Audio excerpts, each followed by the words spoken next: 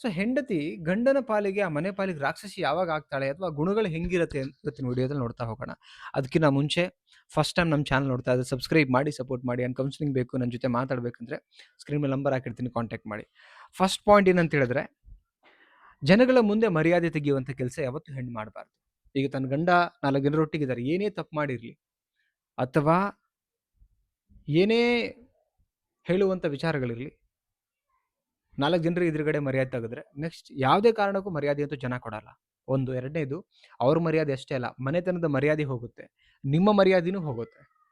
So and ಇದರಿಂದ ನಿಮ್ಮ ವ್ಯಕ್ತಿತ್ವ, ಹೆಂಡತಿ ಆದವಳ ವ್ಯಕ್ತಿತ್ವ ಏನಂತ ಹೇಳಿದ್ರೆ, ಗಂಡನ್ನ ಗುಲಾಮನ ಮಾಡ್ಕೊಂಡು ಹೆಂಗೆ ಬದುಕ್ತದೆ ನೋಡು, ಇದು ಸಿಗುತ್ತೆ.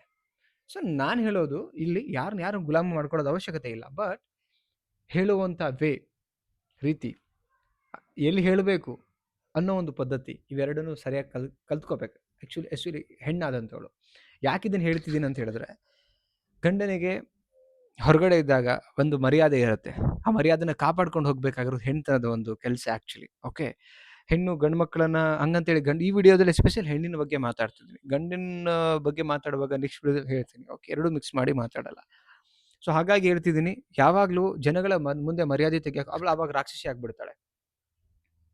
ರಾಕ್ಷಸಿ ಇಟ್ ಮೀನ್ಸ್ ಎಲ್ಲ ಬಿಟ್ಟವರು, ಊರು ಬಿಟ್ಟವರು, ಊರಿಗೆ ದೊಡ್ಡವರಲ್ಲ, ಆ ಹೆಸರು ಕರಿಬೇಕಾಗತ್ತೆ. ಸೊ ಹಾಗಾಗಿ ಹೆಣ್ಣಿಗೆ ಗೌರವ ಇದೆ, ರೈಟ್? ಆ ಗೌರವ ಉಳಿಬೇಕು, ಆ ಹೆಣ್ಣಿನ ಸ್ಥಾನಕ್ಕೆ ಒಂದು ಬೆಲೆ ಸಿಗಬೇಕು ಅಂತ ಹೇಳಿದ್ರೆ ಇದನ್ನೆಲ್ಲನೂ ಕೂಡ ಅವಳು ತಿಳ್ಕೊಬೇಕಾಗತ್ತೆ.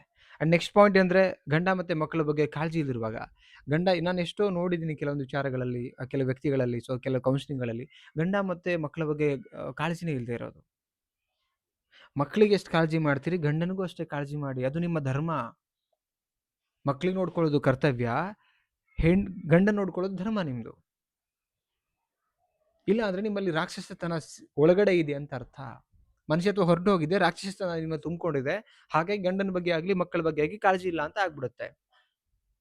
ಹೆಣ್ತನ ಅಂತ ಹೇಳಿದ್ರೆ ಕೈ ಮುಗಿಯೋ ಥರ ಇರಬೇಕು, ಆಯ್ತಾ? ಅಟ್ಲೀಸ್ಟ್ ನಿಮ್ಮ ಮನಸ್ಥಿತಿಗೋಸ್ಕರ, ನಿಮ್ಗೊಂದು ಮನಸ್ಸನ್ನ ಇದೆಯಲ್ಲ, ಆ ಮನಸ್ಥಿತಿಗೋಸ್ಕರನಾದ್ರು ನೀವು ಗಂಡ ಮತ್ತು ಮಕ್ಕಳಿಗೋಸ್ಕರ ನೀವು ಹೊರಗಡೆ ಡಾಕ್ಟರ್ ಇರಿ, ಇಂಜಿನಿಯರ್ ಇರಿ, ಲಾಯರ್ ಇರಲಿ, ಅಥವಾ ಏನೇ ಸ್ಥಾನದಲ್ಲಿರಿ, ಮನೆಗೆ ಬಂದರೆ ಆ ಮನೆಗೆ ಸೊಸೆ, ಗಂಡನಿಗೆ ಹೆಂಡತಿ, ತಾಯಿಗೆ ಮಕ್ಕಳು, ಮಕ್ಕಳಿಗೆ ತಾಯಿ, ಈ ಒಂದು ಸ್ಥಾನವನ್ನು ತುಂಬ್ಕೋಬೇಕಾಗತ್ತೆ, ನೆನಪಿರ್ಬೇಕಾಗತ್ತೆ. Okay, and the next point, ಮನುಷ್ಯತ್ವ ಇಲ್ಲದೆ ಇರೋದು, ಊಟ ಕೊಡದೇ ಇರೋದು, ಅದು ಒಂಥರ ಪಾಪ. ಎಷ್ಟೋ ಗಂಡು ಮಕ್ಕಳಿಗೆ ಶಿಕ್ಷೆ ಕೊಡ್ತಾರೆ ಹೆಣ್ಮಕ್ಳು. ಬಟ್ ಲಾಯಲ್ ಆಗಿರೋರ ಬಗ್ಗೆ ನಾನು ಮಾತಾಡ್ತಿಲ್ಲ, ಇದ್ದವ್ರ ಬಗ್ಗೆ ನಾನು ಮಾತಾಡ್ತಿದ್ದೀನಿ. ಎಷ್ಟೋ ಹೆಣ್ಮಕ್ಳು ಹಾಗಿದ್ದಾರೆ, ಗಂಡನ ಗುಲಾಮ ಮಾಡ್ಕೊಂಡು ಅವ್ರು ಹೇಳಿದ್ ಕೇಳಿಲ್ಲ ಅಂತೇಳಿ ಊಟ ಅಡುಗೆ ಮಾಡಾಕಲ್ಲ. ಏನ್ರಿ ಇದು, ರಾಕ್ಷಸತನ ಅನ್ಸ್ಬಿಡುತ್ತೆ. ಎಷ್ಟು ಕೆಟ್ಟ ಮನಸ್ಸಲ್ಲ ಇದು, ಮನುಷ್ಯತ್ವ ಇರೋದು. ಎಷ್ಟೋ ಹೆಣ್ಮಕ್ಳಿಗೆ ಗಂಡನೇ ಅಡುಗೆ ಮಾಡಿ ಬಳಸ್ಬೇಕು. ಹುಷಾರಿಲ್ದಿರ್ಬೇಕಾರೆ ಓಕೆ, ಹೆಂಡ್ತಿಗೆ ಹುಷಾರಿಲ್ಲ, ಗಂಡ ಮಾಡಿಕೊಡ್ಬೇಕು, ಇಲ್ಲ ಹೋಟ್ಲಿಂದ ತಂದು ಕೊಡಬೇಕು, ಧರ್ಮ. ಆದರೆ ಅವ್ರು ಚೆನ್ನಾಗಿದ್ದಾಗ್ಲೂ ಕೂಡ ಎಷ್ಟೋ ಹೆಣ್ಮಕ್ಳು ಏನಂತ ಹೇಳಿದ್ರೆ, ಅವರೇ ಗಂಡು ಮಕ್ಕಳೇ ಮಾಡಾಕ್ಬೇಕು, ಇವ್ರು ಆರಾಮ್ ಕೂತ್ಕೋಬೇಕು ಟಿ ವಿ ನೋಡ್ಕೊಂಡು. ಅಂಥ ಮನೆಗಳಲ್ಲಿ ಅಂಥ ಪರಿಸ್ಥಿತಿಗಳು ಇದೆ, ಆ ಥರದ್ದು ಇದೆ ಕೆಲವೊಂದು. ಈ ಮನುಷ್ಯತ್ವನ ಕಳ್ಕೊಂಬಿಡ್ಬೇಡಿ. ಓಕೆ, ನಿಮಗೆ ಶೋಭೆ ಅಲ್ಲ ಅದು ಆ್ಯಕ್ಚುಲಿ ನನ್ನ ಪ್ರಕಾರ. ಓಕೆ, ಮನುಷ್ಯತ್ವ ಇಟ್ಕೋಬೇಕಾಗತ್ತೆ. ಮಕ್ಕಳಿಗೆ ತುಂಬ ಹೊಡಿಯೋದು, ಮಕ್ಕಳಿಗೆ ಹೆಂಗೆ ಬೇಕು ಹಂಗೆ ಮಾತಾಡೋದು, ಕೇವಲವಾಗಿ ನೋಡೋದು, ಅಸಹ್ಯವಾಗಿ ಮಾತಾಡೋದು, ಅಸಹ್ಯವಾಗಿ ಬಟ್ಟೆ ಹಾಕ್ಕೊಳ್ಳೋದು, ಇದೆಲ್ಲ ಮನುಷ್ಯತ್ವ ಇಲ್ದಿರೋ ಮಾಡ್ತಾರೆ. ನೆಕ್ಸ್ಟ್ ಪಾಯಿಂಟ್, ದಿನಾ ಜಗಳ, ದಿನಾ ಹಿಂಸೆ, ದಿನಾ ಕಿರಿಕಿರಿ, ದಿನಾ ಬಾಯಿ ಮಾಡೋದು, ಓಣಿಯೆಲ್ಲ ಕೇಳಬೇಕು, ಜನಗಳೆಲ್ಲ ಕೇಳಬೇಕು. ಸೊ ನಾನು ಹೇಳ್ತೀನಿ, ಸೂಕ್ಷ್ಮತೆ ಸ್ವಭಾವ ಹೆಣ್ಮಕ್ಳಲ್ಲಿರಬೇಕು. ತಾಳ್ಮೆ ಅನ್ನೋದು ಕುಡಿದಾಗ ಸೂಕ್ಷ್ಮತೆ ಸ್ವಭಾವ ಬರುತ್ತೆ, ತಾಳ್ಮೆ ಇರಬೇಕು. ಏನೇ ಆದರೂ ಕೂಡ ಗಂಡು ಮಕ್ಕಳಿಗಿಂತ ತಾಳ್ಮೆ ಇರಬೇಕು ಹೆಣ್ಣು ಮಕ್ಕಳಿಗೆ. ಭೂಮಿ ತಾಯಿ ಹೋಲಿಸ್ತಾರೆ. ಎಲ್ಲ ಭಾರವನ್ನು ಹೊರುವಂಥ ಶಕ್ತಿ ಅಂದರೆ ಗಂಡನ ಟೆನ್ಷನ್ನು, ಮಕ್ಕಳನ್ನ ಕಿರಿಕಿರಿ, ಅತ್ತೆ ಮಾವ ಎಲ್ಲನೂ ಕೂಡ ತಡ್ಕೊಂಡು ತಾಳ್ಮೆ ತುಂಬ ಮುಖ್ಯ ಇರುತ್ತೆ ಹೆಣ್ಣು ಮಕ್ಕಳಿಗೆ. ಗಂಡ ತಾಳ್ಮೆ ಇದ್ದಾಗ ಹೆಂಡತಿ ಕಿರಿಕಿರಿ ಮಾಡೋಕ್ಕೆ ಶುರು ಮಾಡಿದ್ರೆ, ಆ್ಯಕ್ಚುಲಿ ಹೆಂಡ್ತಿನೇ ಫಸ್ಟು ತಾಳ್ಮೆಯಿಂದ ಇರಬೇಕು.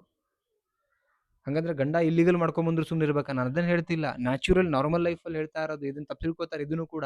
ನಾನೇನು ಮಾತಾಡ್ತಿದ್ದೀನಿ ಅವ್ರು ತಿಳ್ಕೊಳ್ಳೋದೇ ಬೇರೆ. ಎಷ್ಟೋ ಹೆಣ್ಮಕ್ಳು ಹಂಗೂ ತಿಳ್ಕೊಂಡು ಕಮೆಂಟ್ ಮಾಡ್ತಾರಲ್ಲಿ. ನಾನು ಅದನ್ನು ಹೇಳ್ತಾ ಇಲ್ಲ ಇಲ್ಲಿ.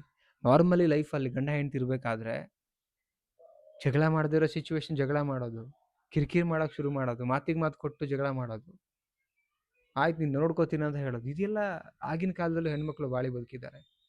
ನಾವೇನೇ ಟೆಕ್ನಾಲಜಿ ಮುಂದುವರೆದ್ರು, ಏನೇ ಎಜುಕೇಷನ್ ಮಾಡಿದ್ರು, ಮರ್ಯಾದೆಯಿಂದ ರೆಸ್ಪೆಕ್ಟ್ಫುಲ್ಲಾಗಿ ಬದುಕೋದು ನಿಜವಾಗ್ಲೂ ಹೆಣ್ತನ ನನ್ನ ಪ್ರಕಾರ ಅಂತ ಹೇಳ್ತಾ, ಹಾಗಂತೇಳಿ ಗುಲಾಮರಾಗಿ ಅವ್ರು ಹೇಳ್ದಂಗೆ ಕೇಳ್ಕೊಂಡಿರಿ ಅಂತಲ್ಲ. ಅವ್ರು ಹಂಗಿಲ್ಲ ಅಂದ್ರೆ ತಿದ್ದೋಗಿ ಟ್ರೈ ಮಾಡಿ. ಬಟ್ ಕೆಲವು ಮನೆಗಳಲ್ಲಿ ಉಲ್ಟಾ ಇರ್ತಾರೆ. ನಾನು ಅವ್ರ ಬಗ್ಗೆ ಮಾತಾಡ್ತಿಲ್ಲ. ಗಂಡು ಮಕ್ಕಳು ಕರೆಕ್ಟ್ ಇದ್ದ ಮನೆಯಲ್ಲಿ ಹೆಣ್ಮಕ್ಳು ಇದೂ ಕರೆಕ್ಟ್ ಇದ್ರೆ ಇನ್ನೂ ಬೆಟರ್ ಇರುತ್ತೆ life. Okay, I think video clarity ಕೊಟ್ಟಿದ್ರೆ. ಪ್ರಾಂಪ್ಟ್ ಆಗಿರೋರು ಈ ವಿಡಿಯೋದಲ್ಲಿ ಕಮೆಂಟ್ ಮಾಡಿ. ಇಷ್ಟ ಆದರೆ ಲೈಕ್ ಮಾಡಿ ಆ್ಯಂಡ್ ಎಲ್ರಿಗೂ ಶೇರ್ ಮಾಡಿ. ಮತ್ತೊಂದು ಟಾಪಿಕಲ್ಲಿ ಸಿಗ್ತೀನಿ. Thank you so much. Bye.